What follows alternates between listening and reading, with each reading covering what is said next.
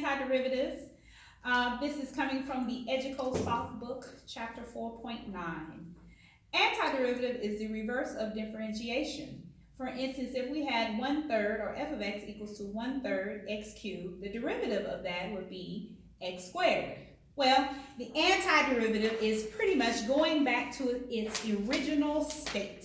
So the original state or the antiderivative of this would essentially be 1/3 x cubed, right? But we'll go into more detail in a minute. An antiderivative without adding or subtraction of a constant is called a particular antiderivative. A particular antiderivative with a constant c is called a general antiderivative. A particular antiderivative pretty much does not have the constant c added onto it. If we are talking about our 6 trigonometric functions, we have several of those for the antiderivatives, and we're going to give those to you in the general form. The antiderivative of sine x is negative cosine x plus c. The antiderivative of cosine x is sine x plus c. The antiderivative of secant squared x is just going to be plain tan x plus c. The antiderivative of cosecant squared x is going to be the negative cotangent x plus c. Secant x, tan x, antiderivative would be secant x plus c. And cosecant cotangent x, the antiderivative would be negative cosecant x plus c. In the general form of antiderivatives, since we are doing the opposite, the antiderivative is actually adding the exponent, right? And then adding the exponent on the top and the bottom. So, for instance, this has no variable.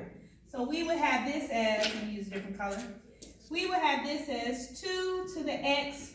Since it has no variable or exponents of 0 plus 1 divided by 0 plus 1. If I'm using this formula plus c. Well, anything plus 1, 0 plus 1 is just 1. And then 0 plus 1 is 1. So my answer would just be 2x plus c as my antiderivative. The way that I remember, if I have a constant by itself, the antiderivative is just going to be with a variable plus c. So in other words, the antiderivative of 8 would just be 8x plus c. It is a very simple format, okay? But if we get a little bit more intricate, then we have 4x cubed plus 8x plus 10. You do each term for your antiderivative. So this would be 4x cubed plus 1 divided by, what was my exponent? 3. 3 plus 1, right? Plus, you do the same thing for 8x. 8x to the, what's the exponent of x to the, technically what? First power of 1 plus 1 divided by 1 plus 1. Plus, I have a full constant number here, so this would be plus 10x, okay? I add my exponents, and this will give me 4x to the 4th divided by 4 plus 8x squared divided by 2 plus my 10x, since I've already done the antiderivative. Simplify as best as you can. Well, 4 divided by 4 is just 1, so that'll leave me with x to the 4th plus 2 divided by 8 will be 4, so that'll be 4x squared, and then plus my 10x. And now I have found my antiderivative. You might get some intricate cases where you have an actual square root. So maybe you should write it in terms of what? 2x to the 1/2, right? And it would be a positive 1/2 because it is on the top of the numerator.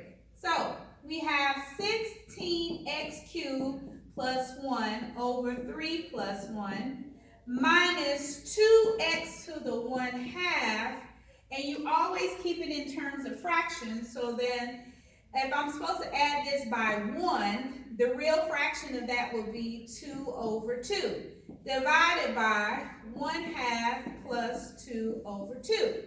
Since I have my constant here, that would just simply be 11x. So 16x to the 4th divided by 3 plus 1 is 4 minus 2x to the Well, what does that give me? 1 plus 2 is 3, so that'll be 3 halves, and 3 halves is on the bottom here, plus 11x. I cannot leave my fractions, so I must simplify. 4 goes into 16 4 times, and that'll be 4x to the 4th, right? Minus, we never divide fractions, we always multiply by its reciprocal. So this should be 2 over 1 times, we flip this one, right? So 2 comes at the top, and 3 goes to the bottom. X to the 3 halves, plus 11x. Okay, so 2 times 2 is going to give me 4. So I'm going to rewrite it one last time. 4x to the 4th minus 4 over 3x to the 3 halves plus 11x.